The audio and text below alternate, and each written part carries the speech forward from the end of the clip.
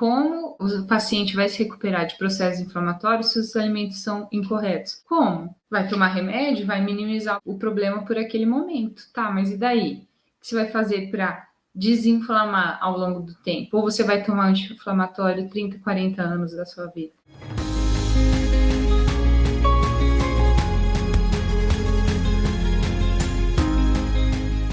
Vamos falar hoje sobre alimentos inflamatórios, alcalinos e transgênicos. Por quê? Porque esses alimentos são super importantes quando a gente pensa no contexto da doença autoimune em geral, né? Porque vocês ouvem falar muito de glúten, laticínio, açúcar, e de fato, esses alimentos são os top 3 alimentos inflamatórios, né? É por onde você deve começar na busca pela sua remissão. Mas a remissão precisa de mais do que isso, do que simplesmente tirar açúcar, glúten e laticínios, né? Qual que são os objetivos principais quando a gente pensa em remissão? Restaurar a mucosa intestinal. Então, se você tem uma mucosa hiperpermeável, ou seja, as células intestinais, em vez de estarem bem juntinhas, assim, encaixadinhas, tá vendo minha mão? Elas estão com fendas. E isso é causa e sustentação para o mecanismo de autoimunidade. Então, um dos objetivos é agir na junção dessas fendas. Para isso, você precisa parar de consumir alimentos que estão contribuindo para essa permeabilidade aumentar.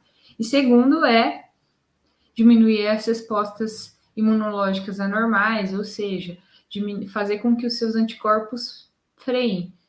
Você frear o processo de autoimunidade, esses anticorpos que deveriam te defender contra invasores, contra agentes externos que estão colocando a sua integridade física em risco, porém, por um mecanismo qualquer que existiu por diversos motivos, eles estão atacando também suas células saudáveis e perpetuando, fazendo com que você fique nessa situação de doença autoimune e fazendo pior, com que você tenha o terreno biológico, ou seja, te favorecendo para que você desencadeie uma segunda, uma terceira ou uma quarta autoimune, né?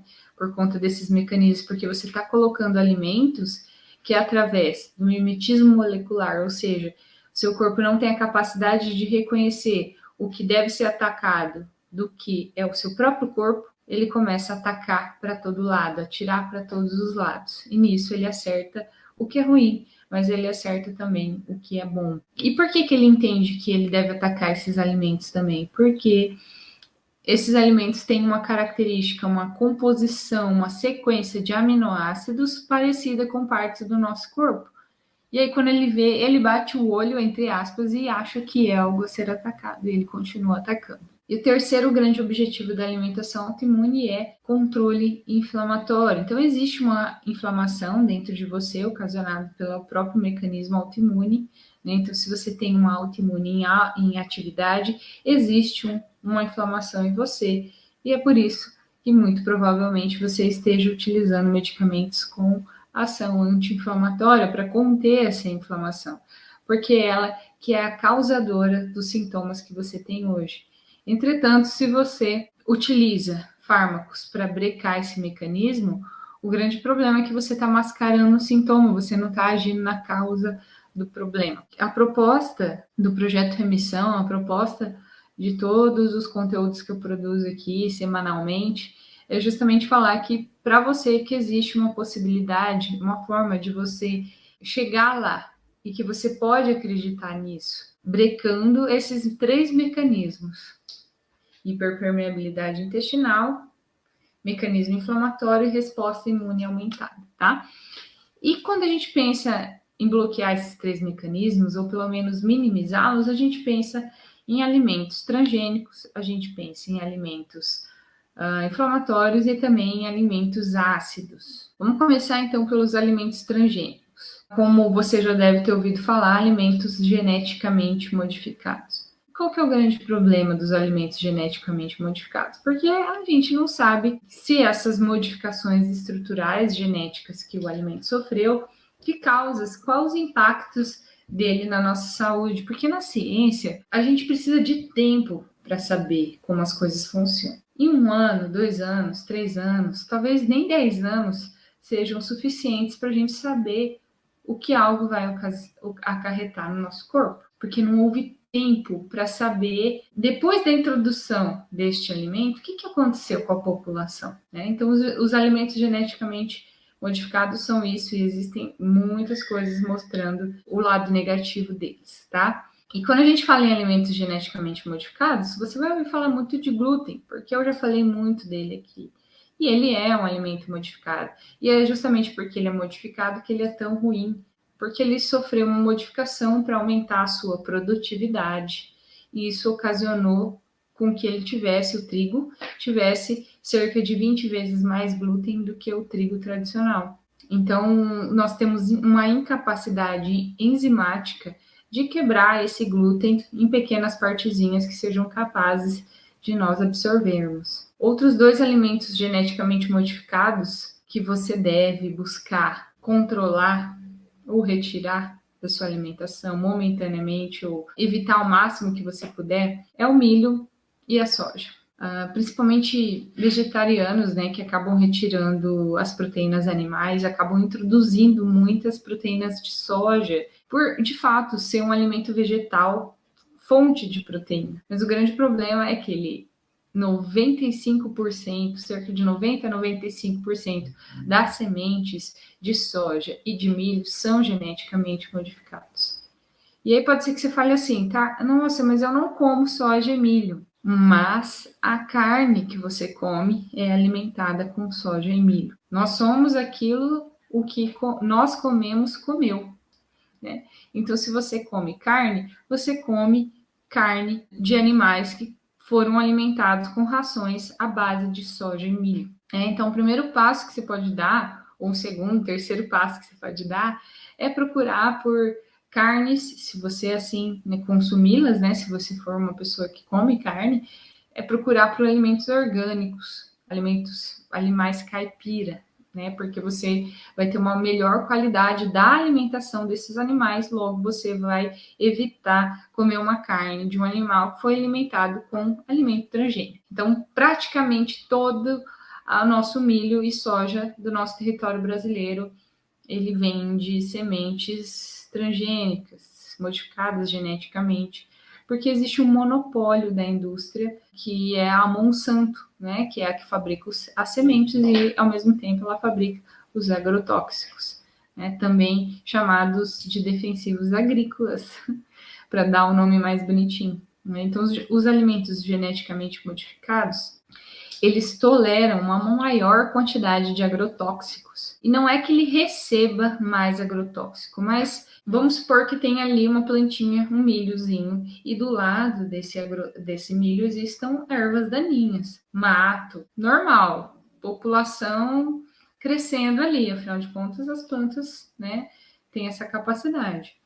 E aí os agrotóxicos, eles são jogados nessas plantas e os geneticamente modificados são feitos para resistir aos agrotóxicos, ou seja, você pode jogar o quanto for, a planta não vai morrer. Quem vai morrer é quem está em volta, as ervas daninhas, né? O que vai atacar o soja ou o milho ou o trigo, né? Então, um grande problema é esse. Então, elas foram criadas para resistir a esses agrotóxicos. Elas são resistentes a eles, mata tudo, menos eles, quando você joga esse veneno, né? Então, isso é um grande problema, porque a gente está ingerindo essa semente geneticamente modificada e que sofreu a ação de todo esse veneno que a gente está ingerindo diretamente ou indiretamente quando nós nos alimentamos por produtos que foram criados, alimentados com esse tipo de semente. Quando você utiliza uma forma de minimizar isso é quando você utiliza sementes orgânicas. Então já tem como você comprar tipo uma pipoca orgânica, por exemplo, que é o que eu diria, né? Eu não diria para você consumir soja nem trigo, porque aí vão ter outras particularidades além da questão de agrotóxico. Gostaria de saber sobre pipoca, por ser soja e milho transgênico faz mal, sim. Aí a questão, como todo dia pipoca no jejum. Eita, como pipoca de manhã. Tô rindo porque é gosto, né? Mas aí, assim, Moni, o que acontece é que a soja também tem um problema, tem a problemática em relação à tireoidite de Hashimoto, porque ela se encaixa nos receptores de iodo. Então, a nossa tireoide, ela precisa do mineral iodo. Então, quando você ingere essas substâncias chamadas halogênicas, tipo flúor, tipo a soja, eles competem pelo receptor, ou seja, em vez de a sua tireoide se ligar ao iodo, ela se liga ao flúor, se liga aos receptores de soja, por exemplo. E aí, em vez dela se ligar ao iodo, ela se liga nesses outros. É tipo uma má influência. Em vez dela andar com os bons, ela anda com os ruins. E aí você, apesar de suplementar com hormônio para tireoide, ele não exerce a sua influência, a sua eficácia que poderia exercer, né, fazer a sua função, porque existe uma competição entre esses minerais, vamos dizer assim, ou esses metais, tá? Sobra alguma coisa que possa se comer? Sobra muita coisa. Quando a gente tem essa ideia de que quando a gente tira alguns alimentos não sobra nada para comer, é porque de fato pode ser que a sua visão sobre alimentação esteja realmente muito cheia de alimentos rico em soja, rico em glúten, rico em milho, né? Não esteja na base da alimentação, que seria o natural e o adequado. Frutas, verduras, batata doce, cará, inhame, carnes, ovos, oleaginosas, de repente arroz, feijão, né, que são as leguminosas de forma mais contida, os cereais de forma mais contida. Raiz sempre é melhor do que cereal. O que é raiz? Batata doce, cará, inhame, mandioca, sempre melhor do que arroz, milho, soja. Então sobra muita coisa para comer e a população até 50 anos atrás se alimentava dessas coisas. Isso tudo mudou de 50 anos para cá, depois da Revolução Industrial, do aumento da industrialização. Antes disso não existia. Então as pessoas, antes de 50 anos atrás, comiam e sobreviveram até então. Somos nós, a civilização atual, que está gorda e doente por conta da nossa forma de se alimentar. Então, o problema não está nos alimentos, o problema está no homem que modificou os alimentos. Tá? Então, não é Deus que fez alimentos ruins e alimentos bons, fomos nós que modificamos geneticamente os alimentos, transformamos eles, colocamos aditivos alimentares, embalamos, colocamos dentro de um pacote e criamos diversas substâncias para poder fazer com que eles durassem na prateleira. Sobra muita coisa, desde que você saiba por onde começar e do momento que você esteja, né? Quando você está buscando uma remissão autoimune, você não está mais fazendo uma prevenção, você está fazendo tratamento, né? Então, quando a gente é muito mais fácil prevenir do que remediar, mas quando não tem como mais prevenir, a gente precisa remediar e remediar, de fato, exige mudanças mais drásticas, tá? Se existe canjica orgânica. Rita, se tiver selo de orgânico, provavelmente é orgânico mesmo. O selo de orgânico é algo que é um processo bastante burocrático de se conseguir, né? Então, um alimento orgânico, ele precisa passar por uma série de quesitos, não só da qualidade da semente que foi introduzida ali, mas também toda uma sustentabilidade de mão de obra, de uso de recursos naturais, como água, solo, né? Então, eu diria que você pode confiar, sim, num selo de orgânico. E o fato de você utilizar uma canjica orgânica, você está minimizando a chance de ser algo prejudicial para a sua saúde, né? Tem 48 anos e é geração brutalmente atingida por essas mudanças. Você imagina como que a perspectiva de futuro é negativa, não é nada otimista.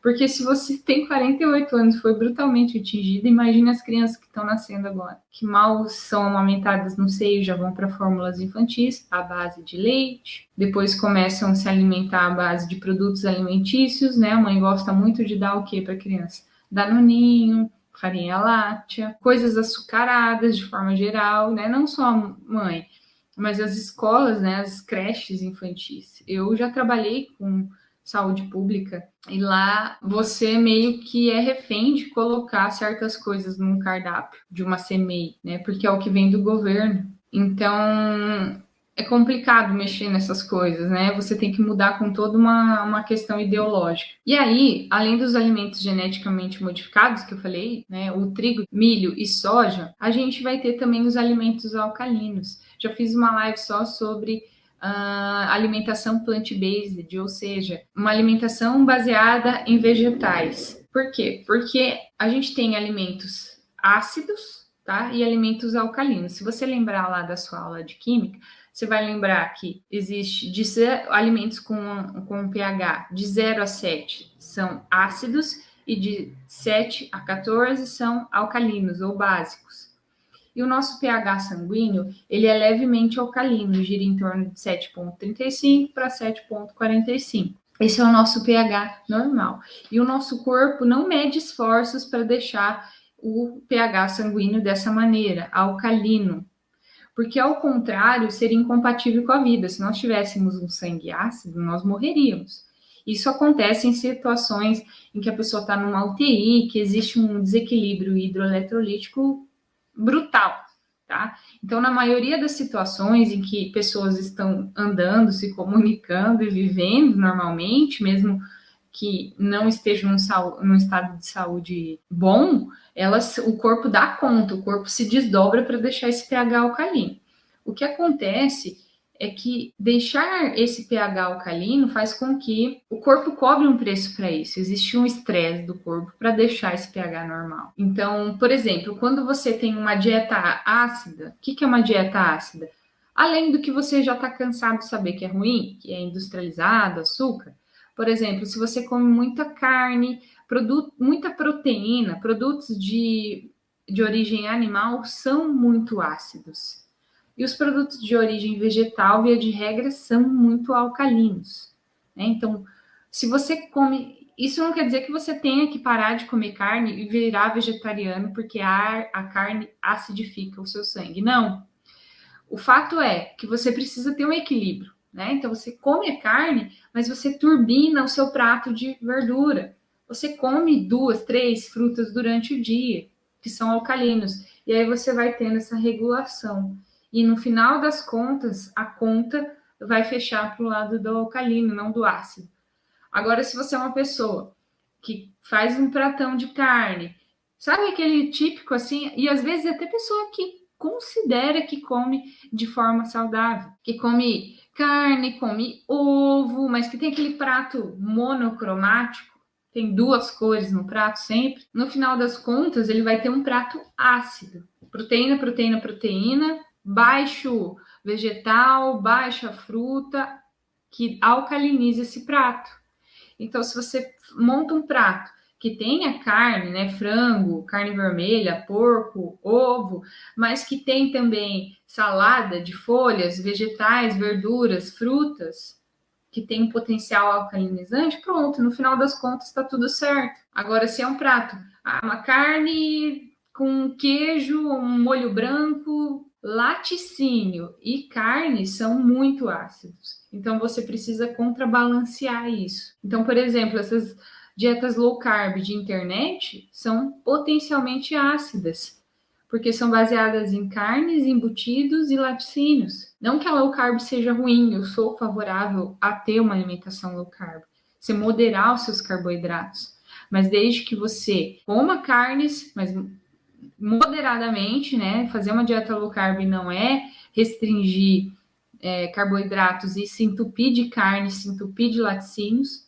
não. É fazer uma low carb baseada em proteínas vegetais, por exemplo, ter um prato sempre rico em folhas, em fruta. As oleaginosas e as leguminosas, com feijão, grão de bico, lentilhas, são um pouquinho ácidos, né? Eles não são totalmente alcalinos, mas no final ele é bem mais alcalino que carne. Então, ser uma pessoa que come carne moderadamente, né? Não ser aquela pessoa que faz churrasco toda sexta, sábado, domingo, encosta a barriga no balcão da churrasqueira e não para de comer carne um minuto. E não come nada de salada. E toma cerveja. E não bebe água, né? Então, tudo é feito de equilíbrio. Como o paciente vai se recuperar de processos inflamatórios se os alimentos são incorretos? Exatamente. Como? Vai tomar remédio, vai minimizar o problema por aquele momento. Tá, mas e daí? O que você vai fazer para desinflamar ao longo do tempo, ou você vai tomar anti-inflamatório 30, 40 anos da sua vida. Precisa mudar o que está alimentando a fogueira da inflamação. Mas hoje muitas frutas, legumes têm verduras, têm agrotóxicos, ou seja, são alimentos.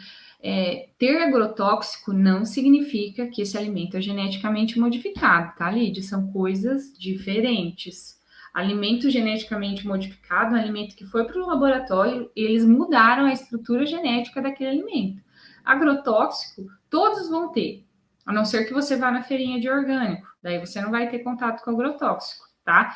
Agora, qual que é melhor? Eu não comer porque tem agrotóxico ou eu comer ou eu não comer? Melhor você comer mesmo que tenha agrotóxico. No final das contas, vale a pena. O que eu quis dizer sobre transgênicos é que eles foram feitos e além deles serem geneticamente modificados e a gente não saber o que vai ser o resultado disso, porque não teve tempo para a gente saber, eles também toleram altas quantidades de agrotóxico, eles são resistentes.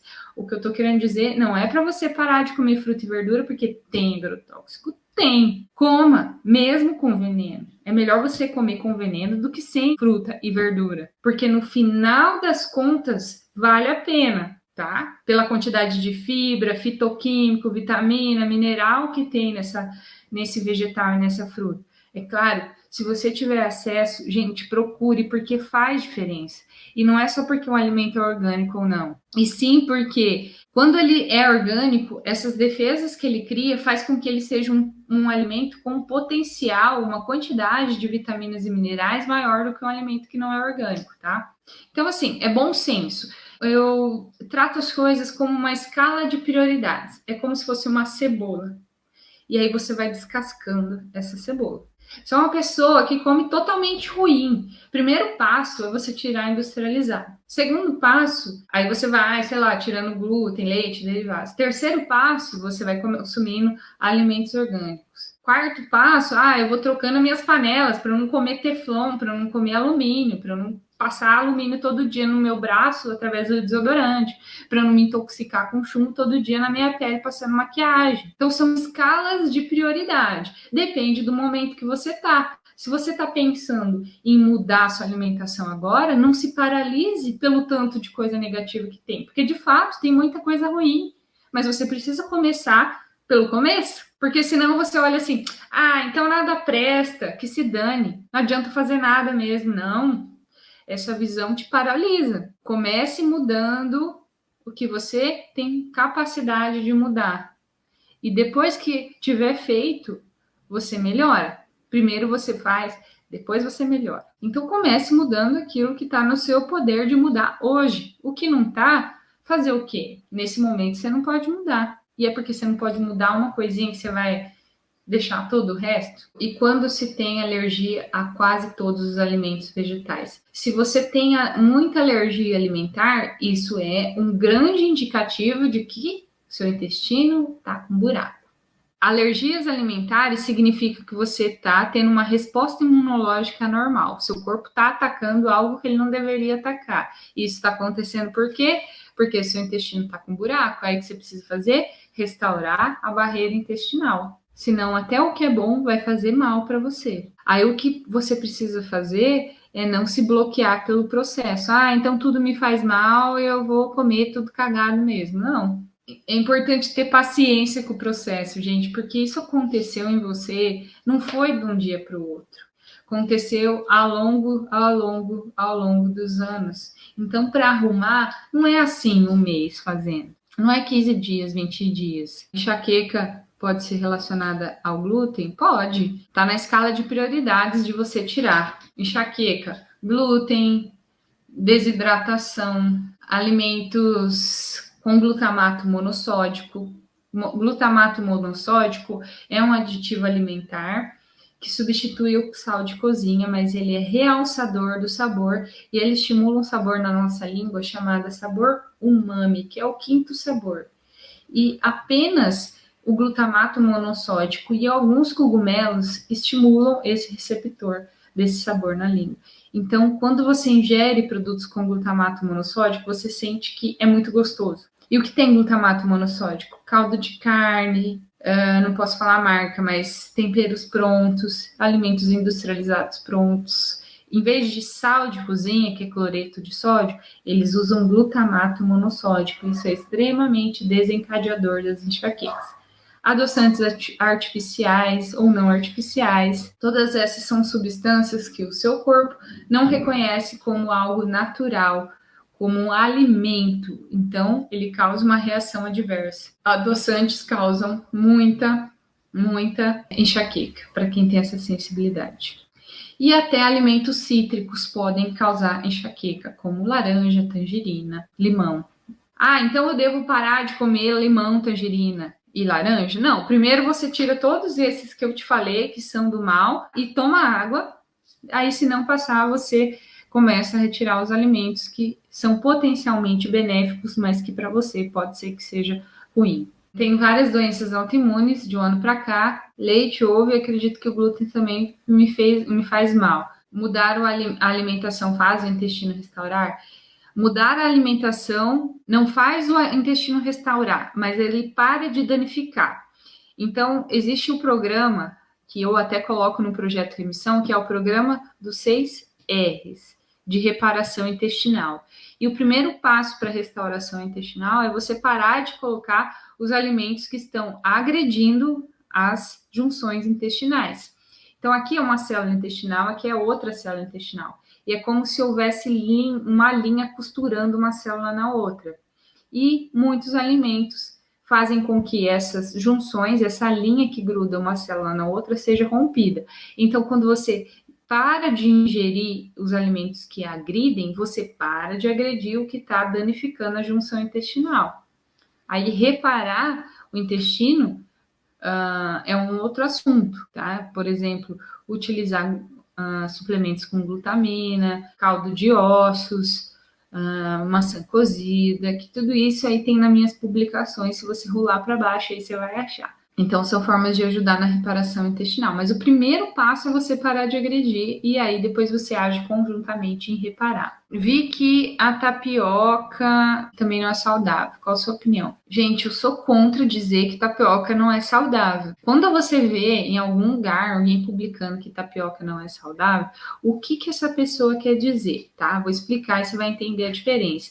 Quando alguém diz que tapioca não é saudável, quando tapioca é a mesma que o pão, a pessoa está querendo causar uma certa polêmica quando ela faz esse tipo de postagem, porque está de longe você comparar uma goma de tapioca, que é feita da mandioca, com pão, que é feito com trigo. Essa é a primeira critério de você pôr na balança. Você comparar trigo com mandioca, putz, já desequilibrou totalmente a balança.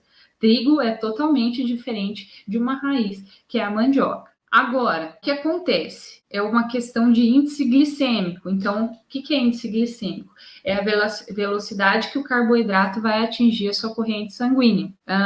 Quando você ingere pão, esse pão tem um alto índice glicêmico. Se você comer demais, uma alta carga glicêmica, ou seja, uma explosão de açúcar no seu sangue. Isso vai ocasionar no seu corpo também desencadeia uma liberação de insulina aumentada, que é um hormônio que o seu pâncreas produz para que esse açúcar do seu sangue seja colocado para dentro da célula para ser utilizado como energia. A gente tem outros carboidratos que são de alto índice glicêmico, mesmo vindo de uma boa fonte de carboidratos. Por exemplo, se eu comer uma mandioca, se eu comer uma fécula de batata, uma fécula de mandioca, uma goma de tapioca, sim, vai ter um alto índice glicêmico comparado a um pão. Só que o que a gente pode fazer para minimizar esse problema? Mudar o recheio. Então, se você come uma tapioca de banana, comer uma tapioca de mel, comer uma tapioca de geleia, o que você está fazendo? Você está adicionando muito mais carboidrato ainda nisso. E aí, pronto, disparou o açúcar do seu sangue. Esse açúcar aumentado e o seu pâncreas tendo que fabricar muita insulina de uma vez é totalmente inflamatório. Esses picos de insulina, esses picos de glicose no seu sangue fazem com que você tenha uma série de mecanismos inflamatórios aumentados. Mas tem como minimizar isso? Eu fiz uma tapioca hoje. Só que o que eu fiz? Eu recheei essa tapioca com recheio de gordura, ou seja, abacate e ovos, proteína com gordura. Então, eu equilibrei o índice e a carga glicêmica da preparação. Então, quando você vê um post dizendo que tapioca é veneno e que é igual pão, é querer gerar polêmica. Porque não é. Primeiro que não dá para comparar mandioca com trigo. É criminoso fazer isso. Segundo que depende da tapioca, não que ela seja de todo ruim, mas você vai explodir carboidrato dependendo do recheio que você colocar. Então, equilibre o recheio, tá? Tudo o que vai mandar é o recheio. Talvez algumas pessoas vão me dizer assim, então não pode comer mais nada. Quando a gente pensa em remissão autoimune, algumas pessoas acham que é só tirar leite, glúten derivados. De fato, esse é o primeiro passo. Mas se você já fez esse passo e ainda não está melhor, é importante dar o segundo passo. E aí tem outros alimentos que vão influenciar. Os transgênicos vão influenciar. Uma dieta muito ácida, sem vegetais, com muita carne, vai influenciar. E aí a gente entra também no que a gente chama de lectinas. Lectinas são substâncias que a planta produz durante o seu desenvolvimento, no qual ela tem o objetivo de produzir para se defender. Então pense, a planta está ali quietinha, ela não pode fazer nada para se defender. Vem inseto, vem praga, vem erva daninha, ela está ali quietinha. Ela simplesmente se deixa comer por esses insetos? Não. Ela desenvolve armas químicas para se defender. E essas armas químicas se chamam lectinas. Então, os produtos de origem vegetal possuem lectinas. Leguminosas como feijão, grande bico, lentilha, soja, milho, arroz, quinoa, amaranto. Vegetais com semente, tipo tomate, abóbora, abobrinha, pepino, melão, são ricas em lectinas. Então, se você já tirou glúten e laticínios da sua alimentação há, 4 meses, 6 meses, e você ainda não está bem, seria interessante você moderar o consumo desses alimentos que eu acabei de dizer, que são as lectinas. Porque sim, eles são desencadeadores de respostas imunológicas anormais. Ah, Carles, não vai mais sobrar nada para eu comer? Não é para você parar de comer tudo isso. Eu te disse que é um processo, no qual exige fases, e uma das fases, talvez, se para você não tiver bom, você precisa pensar numa outra possibilidade, de dar um passo adiante, independente de qual autoimune você tem. Gente, se você está me ouvindo aqui, se você é meu seguidor, se você chegou agora, veja os vídeos anteriores. É importante que você tenha compreensão de que a autoimune, ela é um processo sistêmico, ela está no todo, ela está no seu corpo e não em um órgão específico como a tireoide, e não num órgão específico como a pele, e não num órgão específico como a raiz do seu cabelo, e não nas órgão específico como as suas articulações, não, ela está em você. E é por isso que na autoimune, se você tem uma, você pode desenvolver uma segunda, uma terceira, uma quarta, uma quinta, uma sétima. Já atendi pessoas com 7 doenças autoimunes. Porque ela está em você e não em um órgão seu. Ela está no todo. Então, para conseguir brecar esse processo, a gente precisa agir no todo e não numa parte do seu corpo. Então, assim, antes de pensar numa estratégia direcionada para a tireoide, é importante pensar numa estratégia para o seu corpo todo, agindo nos 3 mecanismos que alimentam a autoimune: permeabilidade intestinal, controle inflamatório e resposta aumentada de anticorpos, agindo nessas 3 esferas, independente de qual autoimune você tenha. A ideia é agir no todo. Quem não age no todo é porque está tendo aquela visão tradicional de medicina, onde a pessoa estuda, nefrologista estuda o rim, hepatologista estuda o fígado, reumatologista, doenças reumáticas, dermatologista, a pele. A pessoa separa os órgãos. Isso está errado? Não é que está tudo errado, a gente precisa dessas especialidades, não é verdade? E muitas vezes a gente precisa. Mas no caso das doenças autoimunes, é importante pensar que ela está no seu todo e não num órgão específico. Se você não pensar num todo, você não tem um bom controle. Você não deixa a doença inativada. Adorei a dica do abacate na tapioca. Sabia que o Brasil é um dos únicos países em que a gente tem a cultura de comer abacate doce? A gente tem cultura de comer abacate com leite, abacate com açúcar, mas no resto do mundo, culturalmente, abacate é comida salgada. Guacamole, as pessoas cortam abacate para comer com salada. Eu, particularmente, não gosto de abacate adocicado, eu gosto de abacate salgado. Então, eu tenho uma tia que mora no Chile e ela, a filha da filhinha dela, a neta dela, né, é chilena, que ela casou com um chileno e ela tem uma filhinha. E a menininha nunca tinha comido abacate doce na vida dela, só comia abacate com comida cultural deles. E aí um dia ela falou assim: ah, eu vou fazer abacate com açúcar aqui pra menininha comer. A menininha estranhou, fez cara feia, não gostou. Gente, a gente gosta daquilo que a gente foi acostumado a comer, isso é cultural. Então, se você foi criado numa alimentação saudável, para você vai ser normal. Se não foi, você foi criado numa alimentação zoada, para você esse é o normal. E aí dá mais trabalho mudar isso, claro, porque a nossa família nos criou num contexto alimentar diferente, dá muito mais trabalho mudar essa alimentação, esse aspecto alimentar que você teve durante a infância. Gente, eu entendo zero de nutrição infantil, tá? Não sou nutricionista infantil, mas essa concepção de que da importância de uma alimentação nos primeiros anos de vida, ela é determinante no que você vai ser no futuro. Ah, então não dá mais para mudar? Dá para mudar. A diferença é que você vai precisar querer mudar e antes de algo virar hábito, algo precisa ser disciplina para você, né? Para você tomar 2, 3, 4 litros de água, antes de ser algo espontâneo, natural e automático, exige uma disciplina. Para mim é completamente natural tomar 2,5 litros, 3 litros de água por dia. Para você pode ser que você sofra para tomar 1 litro de água por dia, porque você não desenvolveu um hábito. Então tudo é hábito. A gente fica bom naquilo que a gente treina repetidas vezes. Hábitos alimentares, exercícios, um instrumento musical, uma língua, cozinhar, são todas coisas, são comportamentos que nós podemos treinar. E repetindo, repetindo, repetindo, vai ficando fácil. Só que se você desiste na primeira, na segunda, na terceira semana, nunca vai virar um hábito.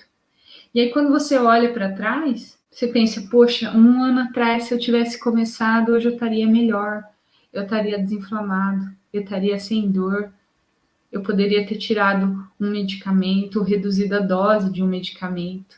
Só que você fica esperando o momento perfeito. Eu anotei uma frase aqui, hoje, que agora me veio na mente falar. Não seja o refém do seu futuro. Olha só. Não seja o refém do seu futuro. É aquela pessoa que é refém de ficar esperando o futuro chegar para começar alguma coisa. Ah, o ano que vem eu começo. Ah, quando o Joãozinho se formar, eu começo. Ah, depois do Natal eu começo, né? Porque aí, com relação à alimentação, vou ter muitas partes períodos do ano, né? Aí você não começa agora porque tá chegando o final de ano, e final de ano é difícil. Daqui a pouco chega o carnaval, é difícil. Aí depois chega a Páscoa, é difícil. Daí você deixa para depois, daqui a pouco a festa junina, é difícil. Gente, momento perfeito para começar não existe. O momento perfeito é agora. Você comeu a vida inteira. Não tá acabando o alimento. Você vai ter. Se você tá me vendo aqui, você não tá passando fome, acredito eu. Essa cultura de que tem que estocar comida. Ah, mas agora, nossa, eu tenho aniversário de não sei quem. Caramba, você comeu em muitos aniversários seus e de outras pessoas. Quem te ama de verdade vai entender suas restrições, gente. Afinal de contas, você tá aqui. Se você tá aqui no meu perfil me ouvindo, eu tenho certeza que você não chegou aqui por estética, que você quer ficar bonita dentro de um biquíni ou de uma sunga. Você tem um motivo maior para isso. Você tem um objetivo na sua vida. Você quer ter qualidade de vida. Você quer ter saúde. Você quer morrer jovem o mais tarde possível. Você quer brincar com seus filhos, com seu neto. Você quer agachar sem dor. Você quer se olhar no espelho e se ver bonito. Não só porque você tá magro ou gordo, mas porque você tem cabelo, sua pele não tá escamando, que você gosta do que você vê, que você tem autoestima, que você não é depressivo, que você tem felicidade, você tem vontade de viver. E quem tem dor, quem tem um problema crônico, perde a vontade de viver. É fato.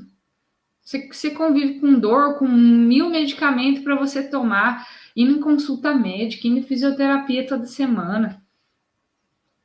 É óbvio que para você a vida tem uma cor diferente do que ela poderia ter. Ela não é tão viva, ela não é tão alegre, né? Mas o fato é, eu tô falando isso porque tem como mudar.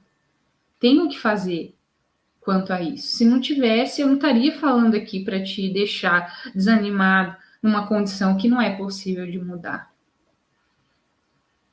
E eu sei que muitas vezes o que é colocado para você não é nada otimista. Viva assim, é assim que você pode fazer. Se você não tomar o remédio, você vai piorar, você vai voltar aqui para mim rastejando, me implorando para eu te dar um remédio que seja mais potente. Porque o que você toma hoje não é mais suficiente, não te traz os resultados que você tinha anteriormente. Todo medicamento é assim. Quando você começa a tomar, o efeito é um. Depois de meses e anos tomando, o efeito é outro. Aí o que acontece? Ou aumentam a dose ou trocam um remédio. E aí? Pode ser que você tenha uma melhora inicial, mas depois volta a cair. E o que você quer fazer da sua vida? Remédio é bom quando a gente precisa de fato. Você teve uma infecção, sofreu um acidente, contraiu uma bactéria, pegou Covid. Óbvio. Que bom que a gente tem isso. Agora, cronicamente, todos os dias da sua vida, né? Você pode fazer diferente. Quanto mais informação você tiver, mais fácil você vai aderir às coisas que você precisa fazer.